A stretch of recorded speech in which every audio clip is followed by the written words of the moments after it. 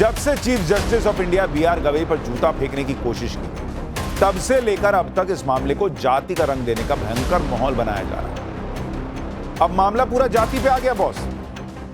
पूरा जोर इस बात पे लगा दिया गया है कि कैसे दलित कार्ड खेलकर नरेंद्र मोदी को घेर लिया जाए। आप देखिए कि चीफ जस्टिस ने तो मामला रफा दफा कर दिया कि ठीक है, जाने दो, मैं माफ करता हूं साथी। लेकिन भाई पूरा इंडी गठबंधन कूद गया मैदान में कि अरे बाप रे बाप, दलित हैं चीफ जस्टिस, इसलिए जूता चले। जब से chief justice of India B R. Gavai पर जूता फेंकने की कोशिश की गई, तब से लेकर अब तक इस मामले को जाति का रंग देने का भयंकर माहौल बनाया जा रहा है। अब मामला पूरा जाति पे आ गया बॉस। पूरा जोर इस बात पे लगा दिया गया है कि कैसे दलित कार्ड खेलकर नरेंद्र मोदी को घेर लिया जाए। आप देखिए कि चीफ जस्टिस ने तो मामला रफा दफा कर दिया कि ठीक है, जाने दो, मैं माफ करता हूं उस आदमी को। लेकिन भाई पूरा इंडी गठबंधन कूद गया मैदान में कि अरे बाप रे बाप, दलित हैं चीफ जस्टिस, इसलिए जूता चल गया। कांग्रेस से लेकर आम आदमी पार्टी और अखिलेश यादव से लेकर उद्धव ठाकरे तक की पार्टी, भाई सबने सीजीआई पर हमले की कोशिश को मोदी सरकार से जोड़ दिया। ऐसा लग रहा है जैसे दलितों के नाम पर सरकार को घेरने में कोई पीछे ना रह जाए। दलित कार्ड के साथ संविधान खतरे में है वाला नैरेटिव फिर से एक्टिव हो गया। यह वही नैरेटिव है जो नरेंद्र मोदी के खिलाफ लोकसभा चुनाव में भी खूब चलाया गया था। लोकसभा चुनाव में तो इंडी गठबंधन को इस नैरेटिव का थोड़ा बहुत फायदा हो गया था, और उसके बाद जो है इनको चस्का लग गया कि भाई ये तो इस तरह से करके हो सकता है मामला, और इसी तरह के नैरेटिव को फिर से चलाने के मौके तलाशे जाने लगे। अब मौका सीजीआई पर हमले के नाम पर बनाया जा रहा है। आप देखिए कि किस तरह से दलितों के नाम पर मोदी सरकार को घेरने की कोशिश हो रही है। विपक्ष कह क्या रहा है, सुनिए ना भाई। विपक्ष कह रहा है कि पीएम मोदी ने घटना पर इतनी देर से प्रतिक्रिया क्यों दी। वाह भाई, अब घड़ी लेके बैठे रहिएगा, स्टॉप वॉच चल रहा है कि कौन कितनी देर में प्रतिक्रिया दिया। हमले के आरोपी को बीजेपी हीरो बना रही, कैसे भाई? चीफ जस्टिस ऑफ इंडिया के खिलाफ बीजेपी लोगों को भड़का रही है। दलित व्यक्ति का सीजीआई बनना इनको अच्छा नहीं लग रहा है, यह सब कहा जा रहा है। हमला सीजीआई पर नहीं, देश के संविधान पर किया गया है। आरोपी के खिलाफ कोई एक्शन क्यों नहीं लिया जा रहा? ये सारे बयान जो दे रहे हैं ये लोग, आपको सुनवाऊंगा और आप हैरान रह जाएंगे कि ये किस तरह की पॉलिटिक्स है बॉस। जिस घटना को खुद सीजीआई ने खत्म कर दिया, जिस घटना पे पीएम ने खुद सीजीआई को फोन करके कहा कि ये बड़ा गलत हुआ, आप ठीक है कि नहीं है, उस पर विपक्ष अपनी दलित वाली पॉलिटिक्स ले आया। आज जो विपक्ष दलित कार्ड खेल रहा है उसके बारे में आपको विस्तार से दिखाऊंगा, लेकिन जो ये लोग हंगामा आज किए हैं उसका ट्रेलर देखिए पहले।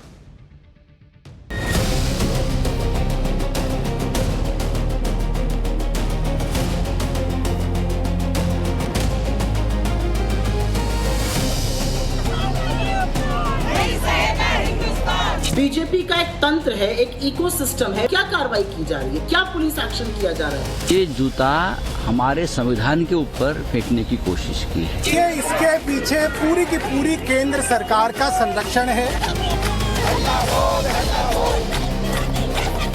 ना मैं माफी मांगने वाला हूँ, ना मुझे अफसोस है। परमात्मा ने जो करवाया वो मैंने किया।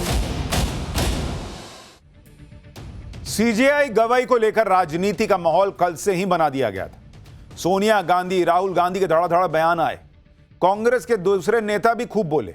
पूरा इकोसिस्टम एक्टिवेट हो रखा है और सीजीआई के मामले को लेकर पीएम मोदी को घेरने में जुट गया। जबकि पीएम मोदी ने खुद चीफ जस्टिस गवई से फोन पर बात की, यह तक कह दिया कि चीफ जस्टिस पर हमले से हर भारतीय गुस्से में। लेकिन इस वक्त चुनाव का माहौल है, बिहार में चुनाव है, तो कांग्रेस और इंडी गठबंधन दलित कार्ड खेलने लग गया। कांग्रेस के नेता आंसू बहाने लग गए भाई। चीफ जस्टिस गवई पर हमले के नाम पर कांग्रेस के नेता कैमरे के सामने रो रहे हैं। यह बिहार कांग्रेस के अध्यक्ष राजेश राम चीफ जस्टिस पर हमले के विरोध में बोलते हुए इनकी आंखों से आंसू छलक गया। बिहार कांग्रेस के अध्यक्ष ने कहा कि यह हमला सिर्फ सीजीआई पर नहीं, देश के करोड़ों दलितों पर हमला हुआ है। सुनिए एक बार जरा भाई कैसे कांग्रेस के प्रदेश अध्यक्ष रो रहे हैं बिहार में।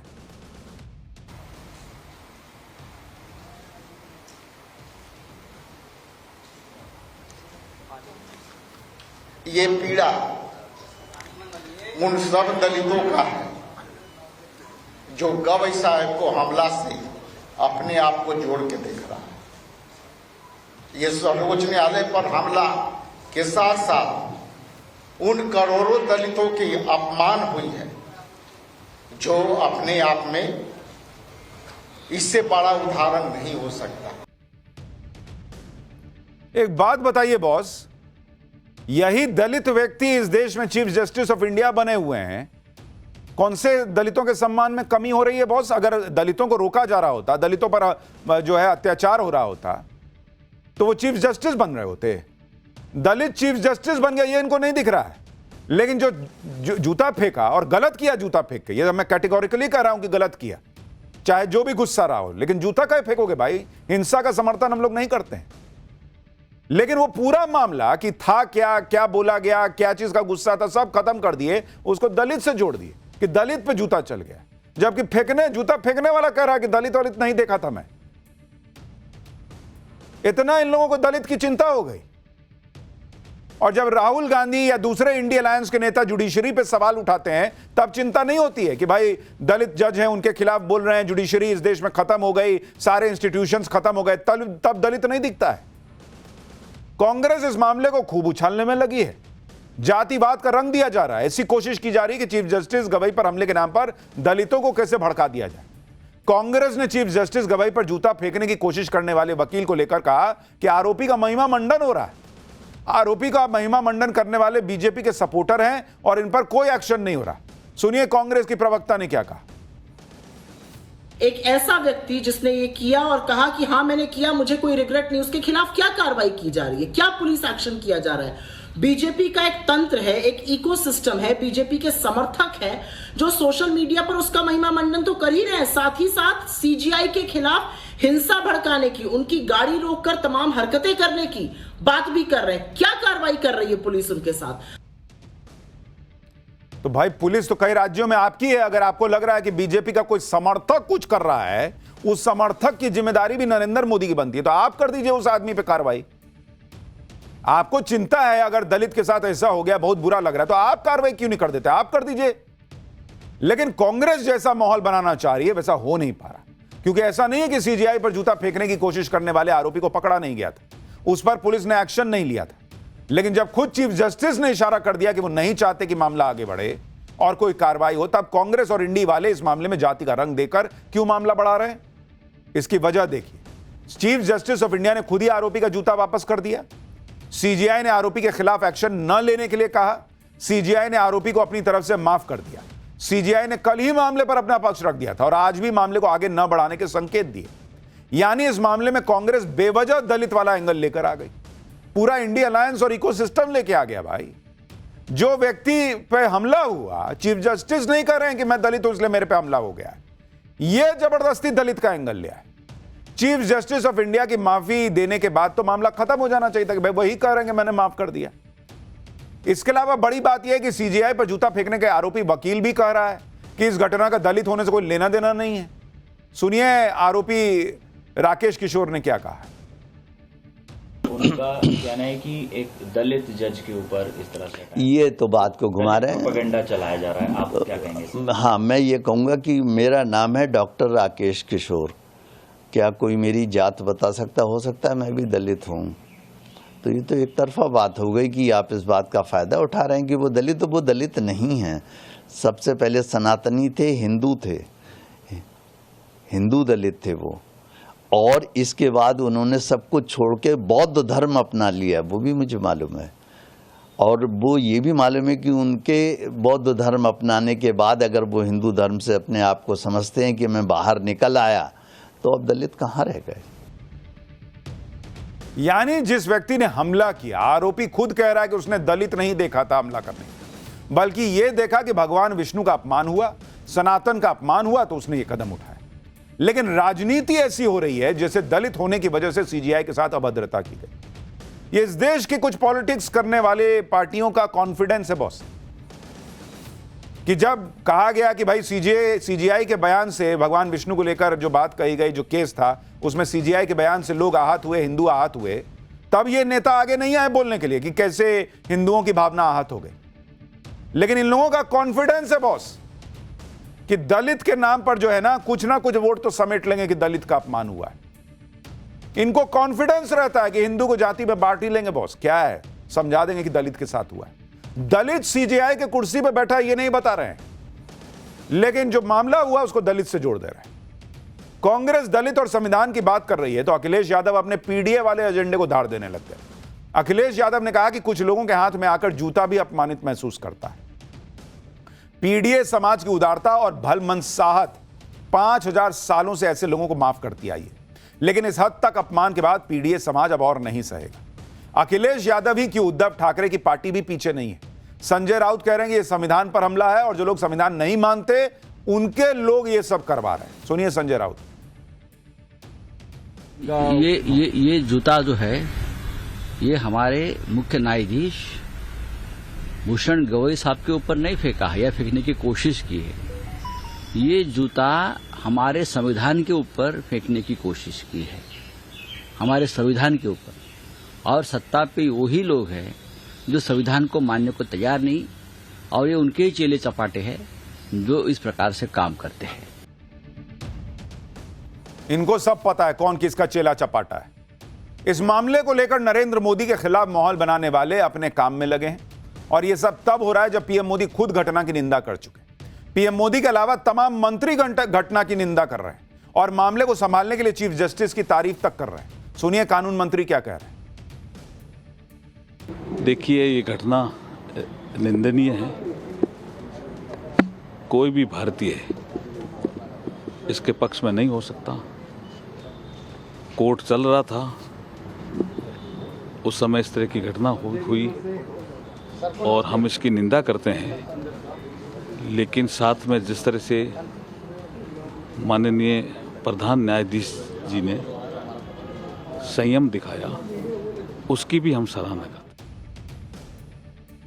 चीफ जस्टिस पर जूता उछालने की कोशिश के मामले में पूरा इंडी गठबंधन नरेंद्र मोदी को घेर रहा है, लेकिन आप यह भी देखिए कि बंगाल में बीजेपी के एक आदिवासी सांसद का सिर फोड़ा गया।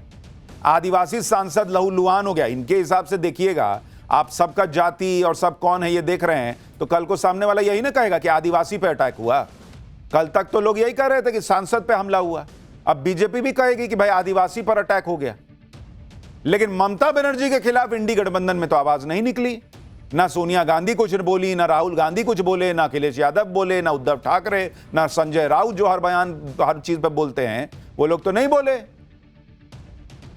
क्योंकि घटना ममता बनर्जी के राज्य में हुई और निशाने पर बीजेपी के सांसद थे, तो इनसे कुछ ना बोला गया, भले ही वो आदिवासी सांसद थे और बाढ़ से पीड़ित लोगों से मिलने के लिए गए थे।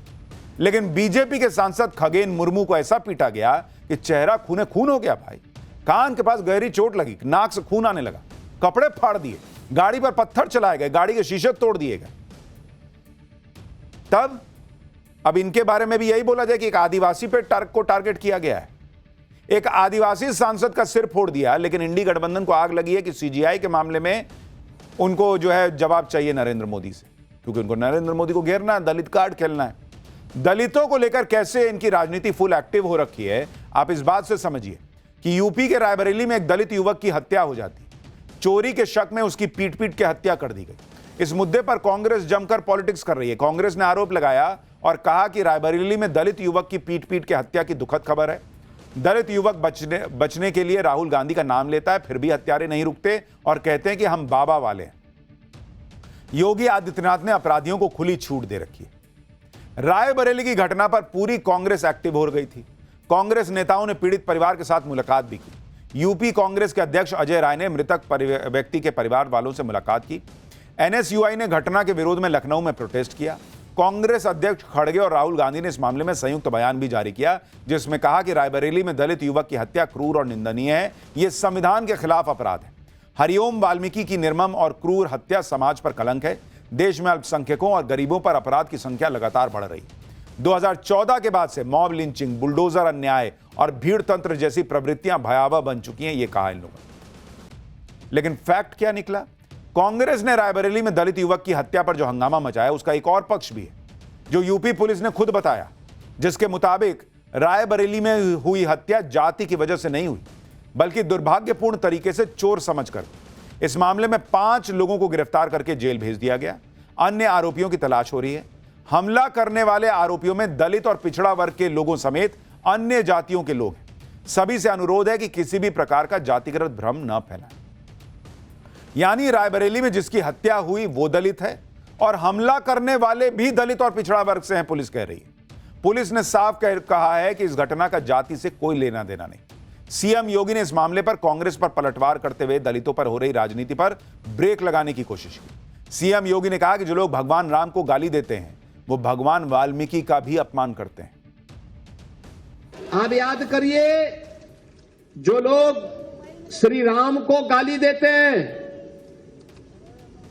वे भगवान वाल्मीकि का अपमान करते हैं।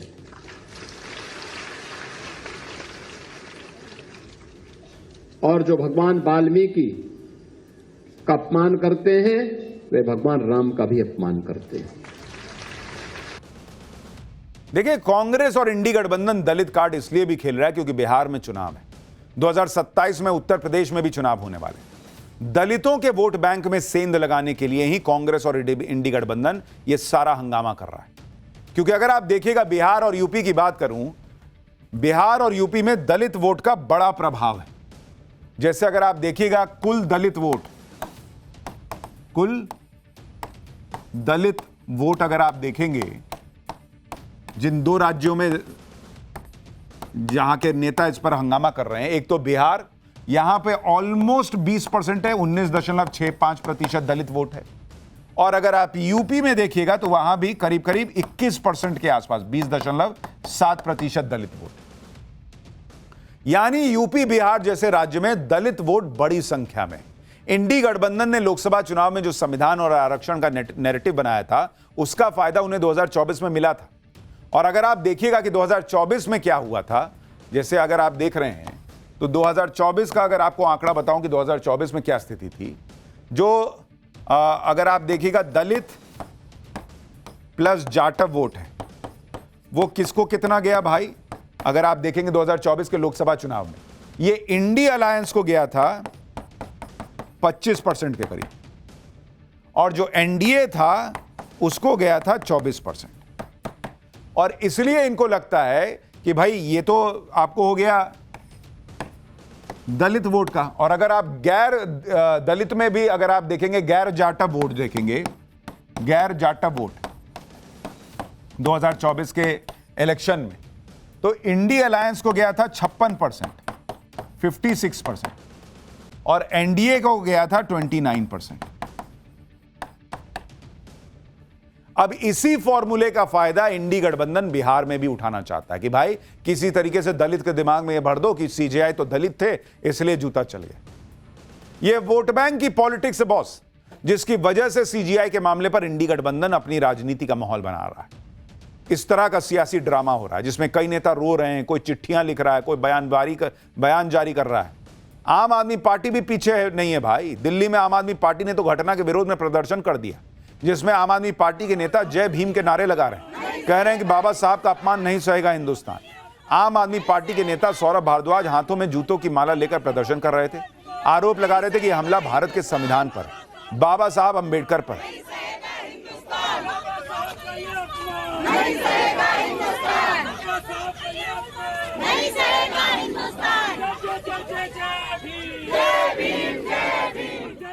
मतलब गजब ही हो रहा है। आम आदमी पार्टी का कहना है कि केंद्र सरकार प्लानिंग करके चीफ जस्टिस को टारगेट कर रही है। इसके पीछे पूरी की पूरी केंद्र सरकार का संरक्षण है। जिस तरीके से सोशल मीडिया पे जूता फेंकने वाले आदमी को हीरो बनाया जा रहा है और जस्टिस गवई को विलेन बनाया जा रहा है, और उन सोशल मीडिया हैंडल्स पर कोई कार्रवाई नहीं हो रही है। सीधा सीधा लोगों को जजों के खिलाफ भड़काया जा रहा है। कहा जा रहा है कि सड़क पे अगर ये निकले तो इनके ऊपर हमले किए जाएंगे। इससे साफ पता चलता है कि पूरी की पूरी केंद्र सरकार एक तय तरीके से, एक योजनाबद्ध तरीके से देश के दलित मुख्य न्यायाधीश गवई को टारगेट कर रही है। दलित मुख्य न्यायाधीश को टारगेट कर रही है। क्यों कर रही है भाई? क्या हासिल कर रही है? नहीं, टारगेट कर रही है। इन्होंने कह दिया तो कह दिया। सोशल मीडिया पे लोग लिख रहे हैं तो उसका मतलब सरकार टारगेट कर रही है। आम आदमी पार्टी आज सीजेआई पर हमले की कोशिश कर हंगामा कर रही है। लेकिन आप ये तस्वीरें देखिए, साल 2009 में तत्कालीन गृह मंत्री पी चिदम्बरम एक प्रेस कॉन्फ्रेंस कर रहे थे। तभी एक पत्रकार जर्नैल सिंह ने चिदम्बरम पर जूता फेंक दिया था। भयंकर हंगामा मचा। आरोपी के खिलाफ सख्त एक्शन लेने की मांग की गई, लेकिन तब आम आदमी पार्टी ने इस मौके को कांग्रेस के खिलाफ इस्तेमाल किया था। आम आदमी पार्टी ने जूता फेंकने वाले जरनैल सिंह को पार्टी में शामिल कर लिया था। जरनैल सिंह को 2014 में लोकसभा चुनाव का टिकट दिया गया। जरनैल सिंह आम आदमी पार्टी के टिकट पर पश्चिमी दिल्ली से चुनाव भी लड़े। आप सोचिए कि आम आदमी पार्टी मंत्री पर जूता फेंकने वाले को लोकसभा का टिकट दे रही है। उस समय आम आदमी पार्टी को यह नहीं लगा था कि ऐसा करने से ऐसी घटनाएं बढ़ेंगी, तब नहीं लगा था जूता फेंकने वाले का समर्थन कर रहे हैं और लोकसभा टिकट के लिए लोग इसी तरह से जूता मारना शुरू कर देंगे, तब नहीं समझ में आ रहा था।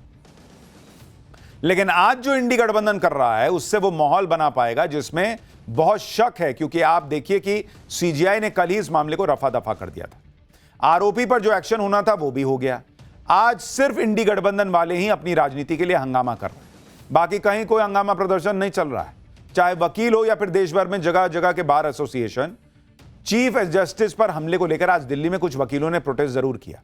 ऑल इंडिया लॉयर्स यूनियन ने घटना के विरोध में प्रदर्शन का ऐलान किया था, लेकिन आज हुए प्रोटेस्ट में गिनती के वकील पहुंचे। इस प्रोटेस्ट में कुल 7 लोग दिख रहे हैं, जिनमें से 6 वकील हैं। पीएम मोदी पर हमला करने की जल्दबाजी में यह भी कहा जा रहा है कि जस्टिस बीआर गवाई देश के पहले दलित सीजीआई हैं। देश के पहले दलित चीफ जस्टिस के साथ मोदी सरकार में हमले हो रहे हैं, यह नैरेटिव बनाया जा रहा है। जबकि सच्चाई यह है कि जस्टिस बीआर गवाई देश के पहले दलित चीफ जस्टिस नहीं है बॉस। देश के पहले दलित चीफ जस्टिस केजी बालाकृष्णन थे। 14 जनवरी 2007 को केजी बालाकृष्णन चीफ जस्टिस बने थे। तत्कालीन राष्ट्रपति एपीजे अब्दुल कलाम ने उनको शपथ दिलाई थी। यानी देश में पहले भी दलित चीफ जस्टिस रह चुके हैं और देश के सारे चीफ जस्टिस का सम्मान होता रहा है, चाहे कोई भी पार्टी की सत्ता रही हो। लेकिन भाई इनको तो माहौल बनाना है कि पहली बार कोई सीजीआई बना है दलित, इसलिए देखो हमला हो गया। अरे भाई पहली बार नहीं बने। आप तस्वीरें देखिए कि चीफ जस्टिस को कितना सम्मान मिलता रहा है। ये तस्वीरें इसी साल अगस्त महीने की, जब चीफ जस्टिस गुवाहाटी हाईकोर्ट की नई बिल्डिंग के उद्घाटन के मौके पर पहुंचे थे। पूरे प्रोटोकॉल के साथ चीफ जस्टिस का सम्मान हो रहा था। भाई आप देखिए, कानून मंत्री मौजूद हैं, दूसरे केंद्रीय मंत्री मौजूद हैं, चीफ जस्टिस साथ में दिख रहे हैं। कौन बात से आपको लग रहा है बॉस कि दलित हैं तो उनके साथ भेदभाव हो रहा है? वहीं इस मामले में आरोपी वकील पहले साफ कर चुका है कि इस घटना का दलित से कोई होने से कोई संबंध ही नहीं। सीजीआई पर हमले के आरोपी वकील राकेश किशोर का कहना है कि वो भगवान विष्णु पर सीजीआई की टिप्पणी से आहत था। आरोपी का कहना है कि सीजीआई ने 16 सितंबर को अपनी टिप्पणी से सनातन का मजाक बनाया था और उसे अपने किए का कोई अफसोस नहीं है, ना ही वो माफी मांगेगा। सुनिए एक बार।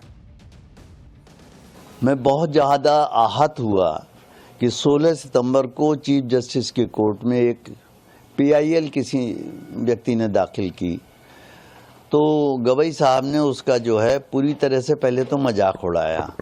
लेकिन जब हमारे सनातन धर्म से रिलेटेड कोई मामला आता है, चाहे वो जल्लीकट्टू हो, चाहे वो दही हांडी की ऊंचाई तय करनी हो, या कोई भी मुद्दा हो छोटा मोटा, तो उसके ऊपर वो जरूर ऐसा कोई ना कोई ऑर्डर पास करते चली आ रही है ये सुप्रीम कोर्ट, जिससे कि मैं बहुत दुखी हूं कि ऐसा इन्हें नहीं करना चाहिए।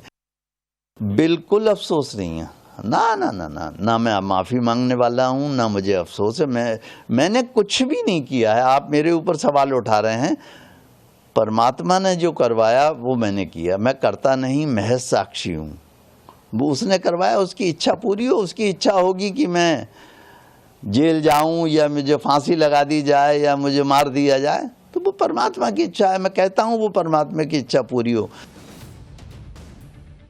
यानी जूता फेंकने वाले वकील को कोई अफसोस नहीं। चीफ जस्टिस गवाई कह रहे हैं कि जान दो, माफ करो, खत्म करो भाई, मेरे को फर्क नहीं पड़ता, अपने काम में लगाऊं।